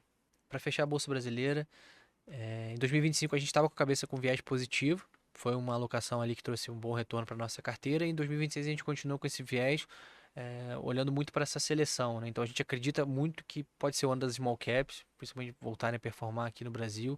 Então ter um pouco dessa seletividade, não necessariamente se expor só a Ibovespa. Acho que a gente acaba tendo um viés mais neutro para Ibovespa e a gente consegue selecionar ali, tanto na gestão ativa como via small cap, algumas empresas que são as vencedoras, né? Que a gente acredita que vão performar acima do índice agora no ano de 2026. Perfeito. Vamos falar um pouquinho agora de cenário internacional. A ideia é a gente não explorar todas as geografias. A gente tem uma pesquisa aqui. Para quem tiver interesse, acho que a gente pode até mandar essa apresentação, né? Que a gente Perfeito. fala um pouquinho mais de Europa, de China. Acho que a ideia é que a gente falar um pouco mais da moeda, né? Do dólar e de como que a gente consegue unir essa alocação internacional para o investidor que está aqui no Brasil e olhar também para essa alocação para o investidor brasileiro que está lá fora. Então, o Luiz, como investidor, né, próprio e cliente da Crescento também, ele tem uma alocação bem dividida, né, ali entre Brasil e internacional, e morando lá fora, acho que ele pode contar para a gente um pouquinho de como que está esse sentimento com essa volatilidade que a gente viu em 2025. Então, A gente. Desculpa, Rodolfo, te interromper. Mas a gente vem de um período bastante complexo, né? A gente vem de uma pandemia, depois a gente vem de um período de alta de inflação. E aí, quando a coisa começa a normalizar, a gente vem para um governo Trump ali que dá uma chacoalhada no mundo, assim, em níveis Muito consideráveis. consideráveis, assim, e surpreendendo a cada, assim, você pega abril, tarifaço, de repente, que negocia, de repente ele começa, as agendas dele cada vez mais complexas, assim, do ponto de vista de impacto para o mundo como um todo, sabe? Então, é, a gente olha e você vê todo esse fluxo para outras geografias, que a gente já comentou um pouco, ele acaba sendo reflexo desse momento complexo que a gente vive. Acho que são tempos complexos. Acho que Uhum. o discurso do Carney lá em Davos, lá, acho que ele trouxe uma clareza para o mundo, assim, ou para o mundo não estadunidense, é, que talvez estamos vendo um ponto de inflexão aqui, os Estados Unidos tentando lutar com todas as forças para manter a hegemonia e, e isso impactando todo mundo, todo mundo. Então, assim, são tempos difíceis, é, e a gente pensar que a gente está no primeiro ano do governo Trump, né? A gente tem mais três. E esse risco todo, né? Faz, cara, só passou um ano e tudo que aconteceu, né? Então, assim, tem muita gente preocupada com isso. Você pega os Estados Unidos, é dividido 50-50. Então, tem 50% da população talvez insatisfeita com todos os movimentos que estão acontecendo. E isso tudo gera fluxo para todos os lados, sabe? Então, você viu a alta do ouro muito forte, impulsionada por vários fatores, né? Mas também querendo ter algum lastro em segurança. E agora o Brasil seguindo esse fluxo e olhando para a China e Europa aqui, é, também ali tem desafios ali, mas acredito que serão anos turbulentos do ponto de vista internacional. Essa questão geopolítica, eu não sou especialista em geopolítica, não pretendo ser, mas é notória a instabilidade que a gente vive agora em pleno fevereiro de 2026. E é engraçado quando a gente olha para a performance, porque conta duas histórias, né? A bolsa americana subindo bastante no ano de 2025 e o dólar desvalorizando muito forte em relação a qualquer outra moeda basicamente do mundo, né? Contra os emergentes, contra países desenvolvidos. Então, os dois contam uma história muito diferente. A bolsa acaba que no Brasil a gente olha muito para macro quando a gente explica a bolsa, né? Nos Estados Unidos, isso é claro que tem impacto, mas essa expectativa de crescimento da inteligência artificial que vem dominando todas as discussões de mercado nos últimos 2 anos faz com que isso até anule, né, o efeito O Trump. efeito, Você só olha para frente em buscar quem vai ser o vencedor dessa corrida de IA. E então isso reflete muito na performance do S&P, que nunca esteve tão concentrado, né, em poucas empresas. E o dólar, por outro lado, que mostra mais a instituição americana, né, os fundamentos da economia norte-americana, afundando em relação a outras moedas. Você tem essa corrida para ouro, né, para um ativo mais forte. Qual vai ser o ativo que vai preservar valor ali ao longo do tempo? Vai ser o franco suíço? Vai ser o ouro? Então você vê o mercado discutindo se vai ser um ponto de inflexão na economia mundial. Acho que é um período que traz bastante ansiedade ali, como o Luiz comentou, mas bastante interessante de ser vivido também. E é muito dinheiro, né? Assim, a gente não tá falando que os Estados Unidos precisa quebrar para trazer dinheiro para todo mundo, né? No final, assim, é no marginal mesmo. Estamos falando que 1% que sai dos Estados Unidos é muito dinheiro para todo lado. Sai 5% é muito dinheiro, sabe? Então, assim, isso movimenta a economia, movimenta as bolsas, os mercados do mundo todo, sabe? Então, acho que esse é o ganho, por exemplo, que o Brasil está surfando, a América Latina como um todo ali, bolsas emergentes, né? Tem surfado. E, e acho que vai continuar surfando ainda que a inteligência artificial seja a grande catapulta ali para o S&P, para a Bolsa Americana. Uhum. Eles têm desafios e é isso, assim, tem muito fluxo, tem muita gente que vai começar a olhar e vai começar a olhar com temor. A gente comentou de cliente brasileiro que fala, eu quero sair do meu dinheiro dos Estados Unidos, estou com medo e coisa e tal. E assim, um medo ainda muito de pânico ainda, sabe? É muito aquele sentimento de pânico com o que está vendo. E talvez menos fundamento na prática. A economia continua forte, continua tendo bons ativos por lá. Mas é isso, assim, qualquer 5% que sai é dinheiro que inunda o mercado, sabe? E aí um outro ponto, né? Eu tô há 6 anos morando fora, e aí acho que tem assim, home bias é uma coisa muito forte em qualquer lugar. É muito forte para americano, é muito forte para brasileiro, é muito forte para todo mundo. E eu ter saído assim, eu fui combatendo um pouco esse viés assim, que é quando você conhece, eu conheço a Petrobras, assim, eu vejo a placa da Petrobras, eu sei ali, eu vejo a Vale. Então dá uma falsa ilusão de controle, uma falsa ilusão de eu sei o que acontece naquela empresa, então eu vou conseguir comprar e vender num preço interessante. É, e aí quando você vai para fora, você começa a olhar e fala assim, cara, isso tudo é muito pequeno perto do todo, sabe? O mercado brasileiro perto do mercado global, ele é muito pequeno. Então essa diversificação passa a fazer cada vez mais sentido isso na minha vida e eu, ao longo dos anos, fui trazendo isso para a vida dos clientes, sabe? E aí você vê, acho que quando a gente olha para a carteira dos nossos clientes aqui, quase todos eles que têm um perfil adequado, assim, aí tem o desejo e tem a aptidão, né? Então, assim, no final, o que casa as duas coisas com alocação internacional, é, e acho que todos têm que ter. O Pedro comentou assim: o dólar caiu e o sentimento é, nossa, os Estados Unidos está quebrando. Cara, não vai acontecer isso, apesar do endividamento, apesar de todas as questões lá. Assim, o mercado é muito grande, é muito grande. Então, o que a gente tem que fazer aqui do nosso lado é, cara, vamos botar a bola no chão, vamos explicar o que está acontecendo para o cliente nosso e vamos trabalhar para escolher bons ativos. Assim, ainda, independente do que estiver acontecendo, tem bons ativos, sabe? Tem bons ativos aqui, tem bons ativos lá e tirar um pouco esse viés de agora nada importa lá fora e vamos continuar alocando. O meu ponto é. Tem esses temas que a gente comentou, né? Tensão geopolítica, inteligência artificial, mas um dos que eu mais gosto, que está em voga agora para 2026, é essa diversificação global. Não olhar só para os Estados Unidos na alocação global. Então, quando a gente começou, é, a gente tinha uma recomendação que era basicamente assim, renda variável global ou renda fixa global, e agora a gente já consegue colocar dentro dessa alocação estratégica dos clientes geografias específicas. Então, vamos ter um pouquinho de Ásia. Quando a gente fala de renda variável exterior, não fica mais focado só nos Estados Unidos. A gente evita de comprar alguma coisa que já andou muito e tem esse risco. A gente consegue se expor à renda fixa europeia, por exemplo. Então, ao longo do tempo, a gente foi refinando essa alocação para ter mais classes também dentro da alocação global. Não pensar numa coisa, você falou do home bias, né? Então tinha que fazer esse trabalho de educar o cliente no começo, que era tirar uma parcela do dinheiro do Brasil. Agora que esse cliente já está educado, a gente consegue diversificar ainda mais fora do Brasil para estratégias e temas específicos. Eu acho que É, isso tem a ver com isso que a gente olha para expatriados também no Brasil, né? não. E assim, eu convivo com muitos, né? Muitos expatriados e além dos clientes que a gente tem, tenho muitos amigos e, e essa questão de como alocar o patrimônio, porque muitas vezes assim, por que eu aloco o patrimônio no Canadá? Luiz. Porque o meu risco é Canadá. Assim, se a inflação Uhum. canadense subir muito, meu poder de compra cai, logo eu teria algum problema.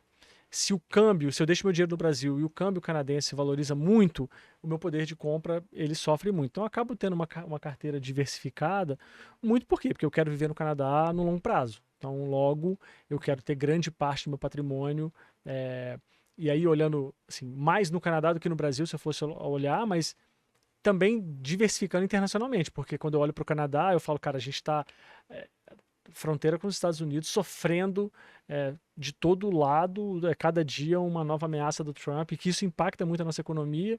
Então, logo assim, também não dá para eu pensar na geografia canadense-estadunidense ali como minha única alternativa para eu, indivíduo, preservar meu poder de compra. Então, eu acabo que eu falo, vou tentar aproveitar, vou manter, tenho uma parcela alocada no Canadá, nos Estados Unidos, mas também, você comentou da diversificação para outras geografias, vamos tentar diversificar um pouquinho para mitigar risco, mas não olhar assim, é 100% no Brasil, é 100% no Canadá, porque eu moro no Canadá, não.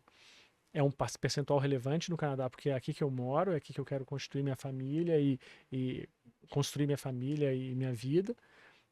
Mas também tem oportunidades em outros lugares. Então também não, eu tento não transmitir o home bias que eu tinha quando eu morava no Brasil para o Canadá agora, porque eu estou no Canadá, sabe? Então também lá eu olho para o Brasil e falo assim, vou investir um pedaço no Brasil, oportunidade.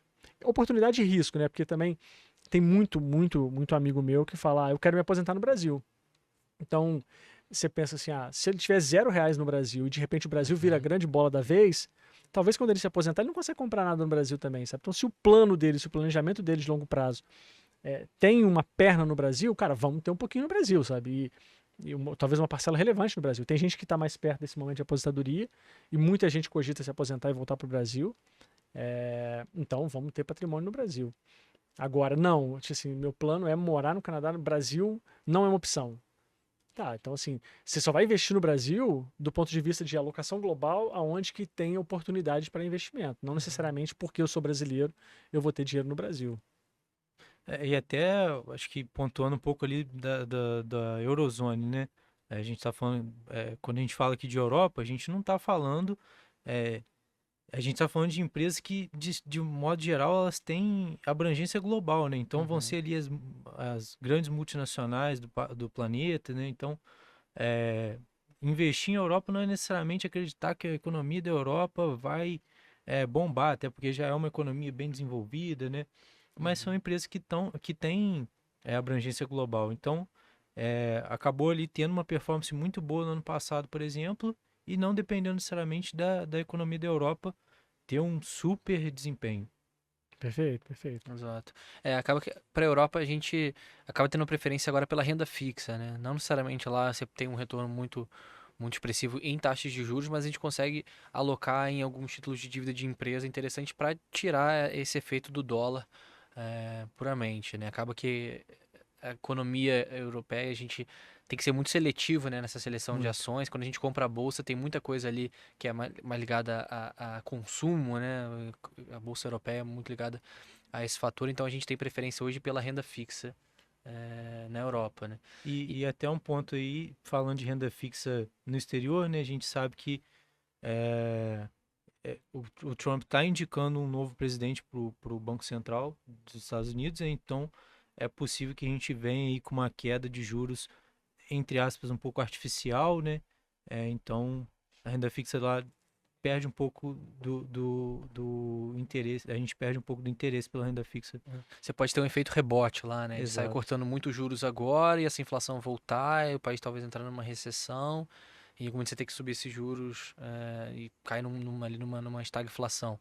Então é um receio que a gente tem. Então a gente, para Estados Unidos, a gente acaba sendo mais focado em liquidez de curto prazo, seja via títulos do governo ou ETFs, né, que tem uma duration muito baixa.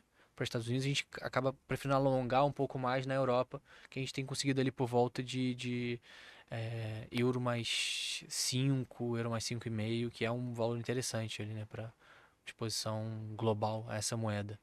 Enquanto a gente está conversando aqui, o dólar chegou a bater por volta de 5,18.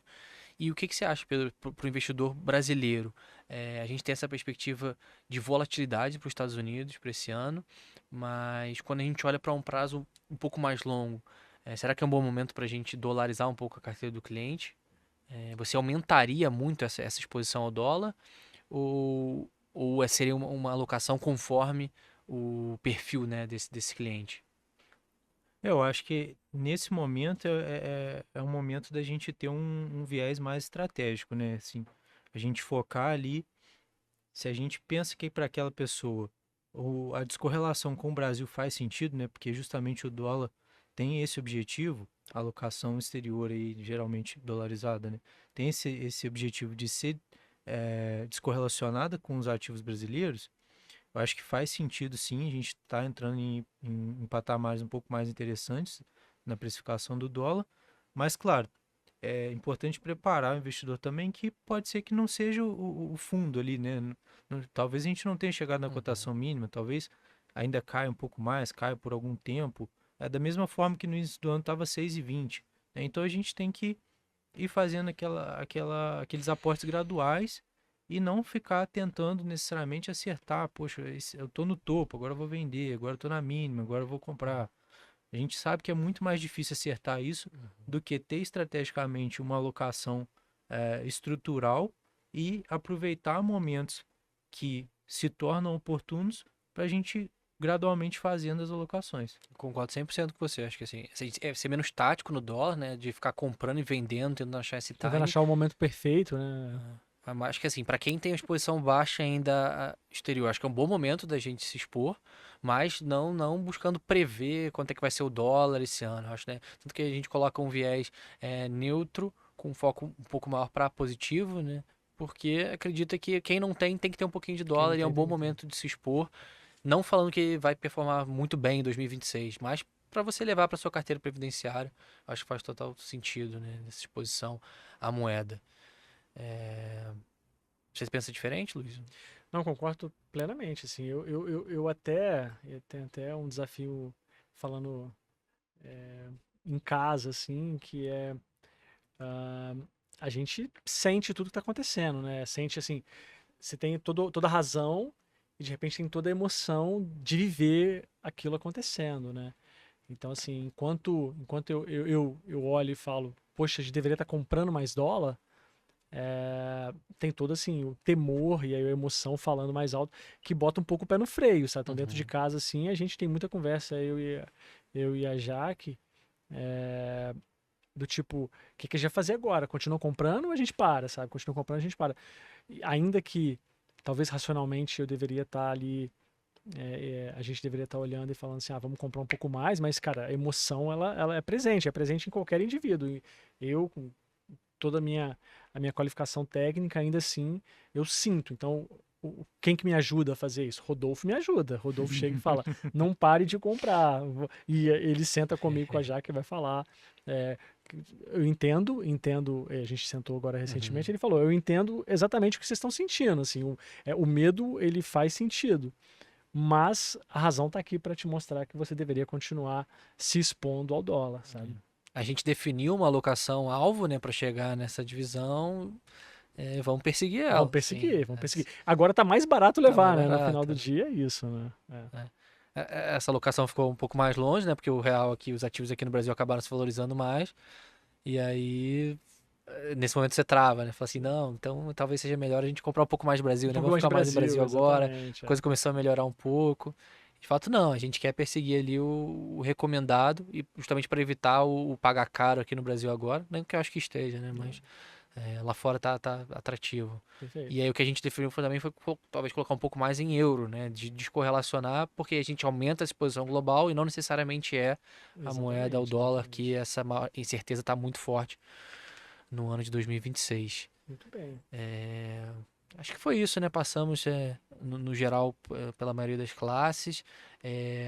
Ásia, eu acho que a gente coloca esse viés positivo por ser esse hub ali para o investidor global, né? De olhar um pouco para essa diversificação só em América do Norte e Europa. Acho que a Ásia tem um componente ali, e não só se expor à China, né? A gente tem Índia que tem um crescimento muito forte ali, principalmente em empresas de tecnologia, a gente consegue comprar um pouquinho também, né? Quando a gente olha para a geografia. Então, a gente tem essa preferência por diversificar no continente também, não escolher só China, que acabou subindo bastante no ano passado, né, com essa perspectiva de inteligência artificial, de ser uma das vencedoras dessa corrida. E Europa a gente acaba tendo um posicionamento mais direcionado para a renda fixa do que para o mercado acionário. De outras classes ali que a gente não comentou, acho que o fundo imobiliário, a gente acaba tendo um viés positivo por conta desse corte de juros. Então a gente falou um pouquinho ali sobre a performance do setor imobiliário no ano passado, que teve uma boa rentabilidade. Acho que tende a continuar. Mas calibrar esse risco, que a gente prefere ter uma alocação via IFIX, né, o índice de fundo imobiliário, do que em ativos específicos, a depender da estratégia do investidor. Né? Se você está numa aposentadoria, faz sentido você receber muitas vezes esse valor mensal, mas se você está no período de acumulação, a gente prefere a exposição ao índice diretamente, não vai ficar pagando dividendo ali, né? Ele já investe automaticamente, então você tem esse acúmulo do capital. E aqui a gente preferiu só passar pelos pontos principais da apresentação. Ela está bem robusta, está bem interessante, está bonita. A gente vai disponibilizar para quem quiser essa apresentação. E de 15 em 15 dias a gente também tem uma newsletter que se chama Prisma Econômico. A gente coloca um pouquinho ali da nossa opinião e da nossa visão de mercado, o que está acontecendo. Tenta trazer uma linguagem um pouco mais clara, né, para o investidor. Então, se inscreva no Prisma. Acho que a nossa equipe vai colocar o link, né, para você se inscrever. E tem muita discussão técnica também, técnica de conceito, né? Então a gente traz muita coisa legal lá. Mas tenta trazer até essa discussão técnica de uma forma mais clara. De uma forma mais clara, perfeito. Pra você não ficar muito perdido. A gente fala do macro, fala para onde que o mercado a gente está enxergando, mas também a gente fala de assuntos específicos, como funciona o produto, por que aquele produto é interessante ou não. Então tem bastante coisa legal lá no Prisma. Um bom estudo recentemente que a gente fez, que a gente pontuou lá no Prisma, foi em relação a você fazer um PGBL para um filho, por exemplo, menor de idade, né? Então, estou com um filho pequeno, eu vou fazer uma previdência para quando meu filho tiver 18 anos, ele utilizar isso para os estudos, para pagar uma faculdade, para pagar uma moradia em outra cidade. Essa é uma estratégia que a gente fala ali que merece destaque, porque, por exemplo, ela é excelente porque permite que você, com essa nova legislação de isenção até R$5.000 de renda mensal, você pode fazer esse resgate, né, optar pelo resgate mensal. Seu filho no futuro, por exemplo, não vai ter uma renda ativa ainda, né, vai estar ali no início da idade adulta. Então ele não vai ter renda para ser tributado, né, vai ser só ali o rendimento da Previdência. E além disso, se você tem uma renda alta tributável, você consegue abater do seu imposto de renda, né, os aportes que você faz nessa Previdência. Então, um duplo benefício. Super benefício. E é um assunto muito legal, muito legal. Você, seu filho ali com 18 anos, ainda não trabalha, né? Consegue recebendo retirar até isento de imposto de renda e você tendo tido benefício na largada. Então você pode utilizar para pagar a faculdade dele. Exato. Complementar, né? Porque hoje em dia a faculdade do Brasil tá só com esses 5 mil. Mas são alguns dos temas aí que a gente tenta pontuar sempre e principalmente tentando mitigar o viés, né? A gente tentar desarmar ali um pouco do que as notícias trazem no dia a dia, que vão que acabam influenciando a nossa mente e, infelizmente, às vezes para tomar decisões erradas, né? Ali é um lugar que a gente tenta sempre conversar com o investidor para desconstruir esses pensamentos que acabam Muito acontecendo no alarmistas, né? automático. Muito A gente tenta alarmistas, colocar um tom mais sóbrio, explicar exatamente ali o que está acontecendo. Então, leia o Prisma, acho que a gente vai colocar o link para inscrição e vai disponibilizar essa apresentação também do comitê. Geralmente a gente traz temas do comitê dentro do Prisma para divulgar um pouquinho da análise, né? A gente faz muita coisa boa aqui interna. E principalmente se você gostou do nosso trabalho, se você acha que faz sentido, você já tem uma carteira de investimento que você gostaria de um olhar um pouco mais técnico, se você acha que já está no momento, agenda o diagnóstico gratuito da sua carteira, que a gente faz uma avaliação, entende quais os pontos de melhoria a gente pode fazer, essa é uma análise gratuita que a gente disponibiliza ali principalmente para quem tem patrimônio investido acima de R$ 400.000. E quando acho que tem um papel aqui na Crescento muito interessante com os nossos clientes, que é esse papel educativo. Então a gente gosta muito de ter essa conversa com os clientes, explicar exatamente como que está a nossa cabeça. Isso aqui é só uma prévia, né, do que a gente comenta muitas vezes nas nossas reuniões com os clientes também. Então se você se interessa, vem bater um papo com a gente. Hoje estou na companhia dessas feras aqui, Luiz e Pedro. Acho que foi um papo bem interessante que vai guiar todo esse pensamento da nossa alocação para 2026. Muito obrigado e obrigado por acompanhar aqui com a Obrigado, gente. obrigado. Obrigado, pessoal.